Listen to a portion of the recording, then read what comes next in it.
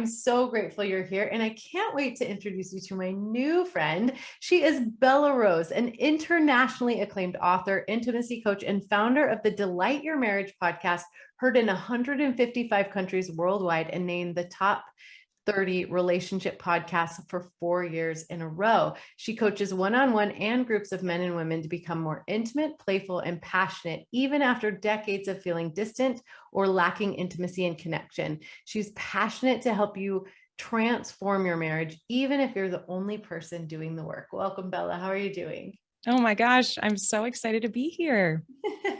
Well, I just read your fancy intro, but tell the Summit viewers what you really want them to know about you. Yeah, well, I think I am a little unusual in that I get to hear the unfiltered thoughts from men just about every single workday in what they think about sex and what they think about their wives. And because I coach them one-on-one and I coach them in groups, and I'm the only one in there who's not got that Y chromosome, and it's pretty awesome.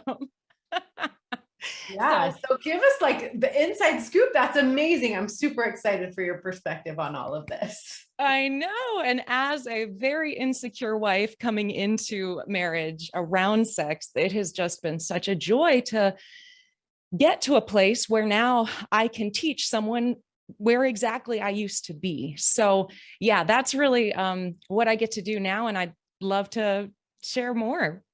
Awesome. So for our time together, let's talk about your intimacy framework and what you should have learned before you had sex. Yes. So I think the biggest thing that I start out with in framing all of the things that I talk about sex is kind of to tell you, wife, I'm on your side. The reason I can talk to men about that, and they actually care about what I say, is because they say that I think like a man around sex. And so I'm like, okay, great. I'm glad I'm on your side too, gentlemen. Let me tell you what women want in order to want to have sex with their husband. So let me tell you what I believe those things are. The first one, that she is known, that she is a unique human and she has got incredible talents and gifts and strengths, and that he knows her and he lets her know that he knows who she is. So that's the first one. The second one is that she's safe, emotionally safe. She's not going to get judged. She's accepted for who she is. At her core, he loves who she is. He wants to listen. He wants to care about her feelings and her emotions. And when she's having a hard day, he wants to sit there and listen. That's what he wants to do. And then the final thing is that she's wholeheartedly cherished. And that's the surprises and the romance and the cute little things that lets her know that he's thinking about her and it's genuine. So those, hopefully, I've won the attention of the women, that you know I'm on your side. Yes. But that is what you would tell the men. That is what I would teach the men. For her to feel filled up in a marriage, that is what she needs. And so now on the flip side, what do I teach women? Because I also work with them one-on-one or in groups. Here's what your husband wants in order to feel filled up in their marriage. So the first one is respect.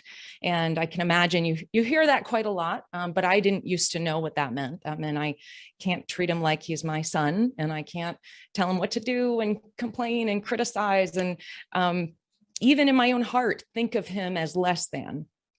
So that's the first one. The next one is admire, that I actually get to be kind of a cheerleader. Like little boys have they want to be the running back, or they want to be the football star. They want to have us kind of cheering him on. You're doing great, or you can do this, or believing in him and letting him know those things. And the third one is wholehearted sexual intimacy. A lot of women, they go through marriage and maybe for decades, they have done their duty, or they have accommodated him, or they have had sex just so he's not crabby. But in terms of being engaged and enthusiastic and variety and visuals and confidence and actual freedom in sex, that's something that she maybe hasn't ventured into. And that is really the key that I seek to encourage women to be about, is really moving into what I call intimate freedom. Oh, I love that. Can you define that word for us? Intimate freedom. Yeah. So the basically my most popular podcast ever was the three things he wants in sex. And I it's can see really why. right. It really is the unfiltered what I wish I knew. And it's really knowing that kind of knowing his body to what he wants. So he doesn't want a model woman that just does perfect, looks perfect, and does perfect. He wants his wife. He wants her to come with enthusiasm and excitement to be around him. And he wants her to love his member, which is something that I have written a book about. But the point is that if that's your attitude around sex, loving his member, like that is his sexual organ.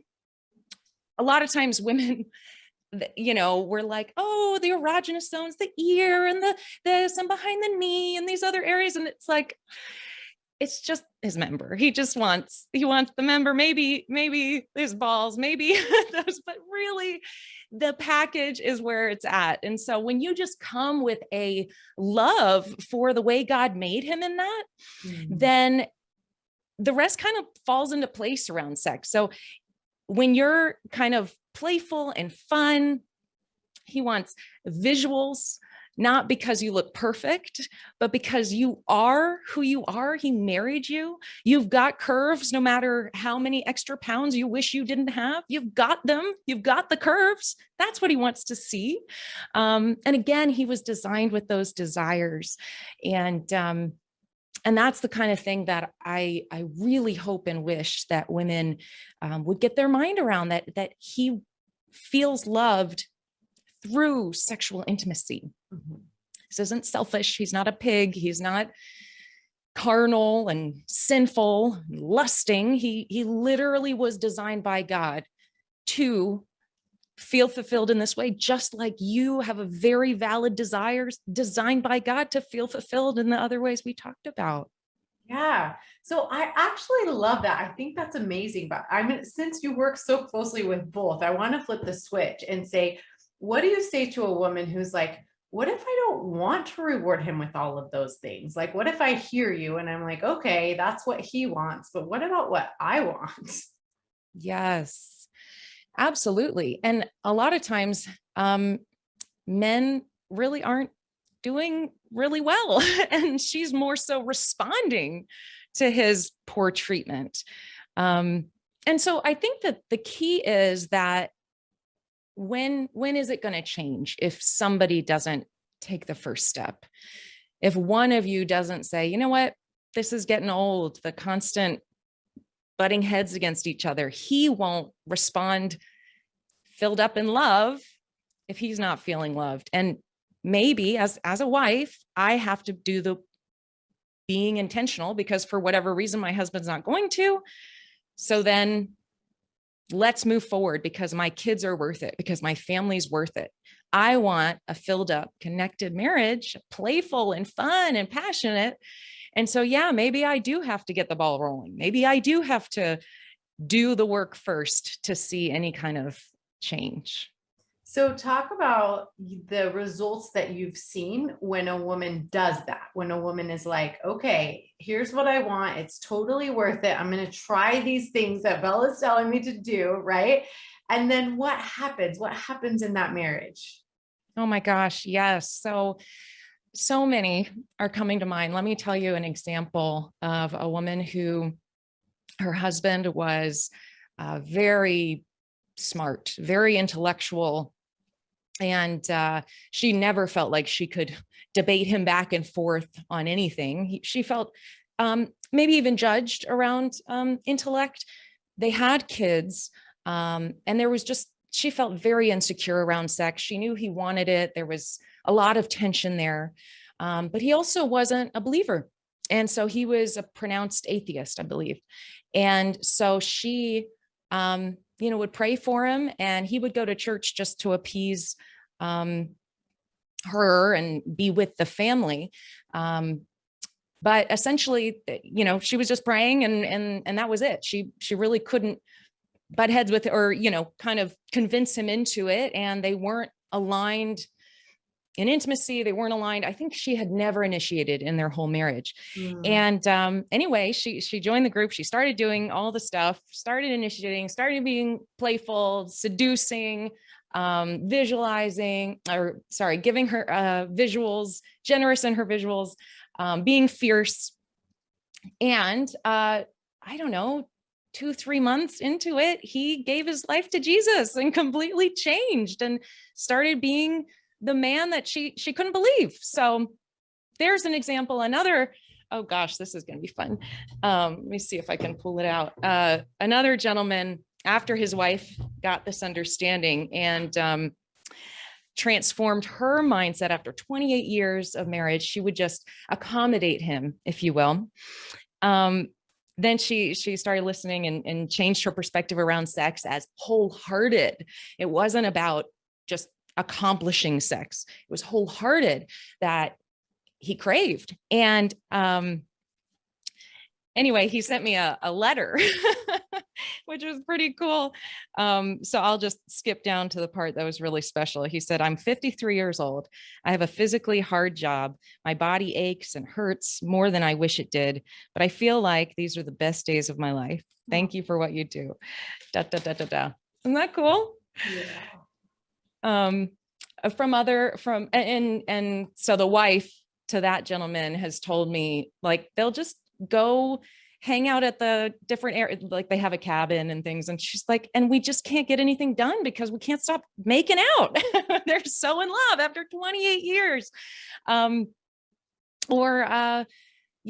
one coming to mind, I guess I'll end on this one, is, a husband and wife. So they just had communication issues all the time, communication breakdowns, and he just wasn't skilled at communication. That's not a strength of his. And what she thought was just a communication issue, they needed skills around communication. When she started being generous and intimacy and really going all out, their communication completely changed. And now she recognizes that it was almost like the oil in their relationship now is making everything easier and calmer and connected. And so communication mishaps are something to kind of smile about, not something to erode the foundations of your family about. Yes. Oh, so good. Such great stories. Okay, I want to switch gears for just a second and ask you to imagine one day you wake up and you realize your business, your kids, all the things are taking precedence over your husband and you're feeling disconnected and in a rut. What would you do to kind of reignite that spark, bring that intimacy back and the fun and enjoyment back into your marriage? Yes, that is a very easy answer. I would throw him on the bed and give him Penny. And Penny is my word for giving your husband oral sex. So, and that again, with the enthusiasm and excitement and attitude of, just like I believe that God designed my husband's lips, and I don't mind kissing that, just in the same way that this is his heart. This is what he is craving. Just like I crave to be led spiritually. I want him to take the lead in different areas of our lives. I crave that in the same way he's craving it. And I tell you, when I talk to these men, they are praying and fasting that their wife would have frequency and that she would want to make love to him. I mean, this is their heart's cry, and they cry, I mean, literally. And so, it would take one time and all the oxytocin release, all of our enthusiasm, we'd be connected right in a moment.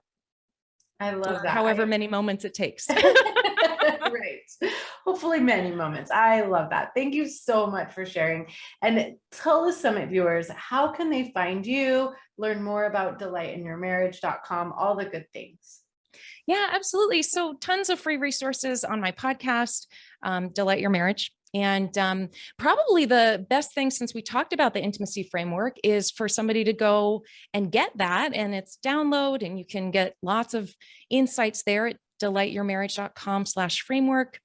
And since you are mostly women, I think you mentioned, Monica, I have a free video training all about confidence in sex, because I know for me, that was one of the biggest hangups, was confidence. So that has changed a lot of women's views and transformed them in confidence. So it's delightyourmarriage.com/SC if you want that video training, SC. Awesome. Thank you so, so much. To learn more ways to deepen your intimacy and strengthen your relationship, make sure you watch this video next.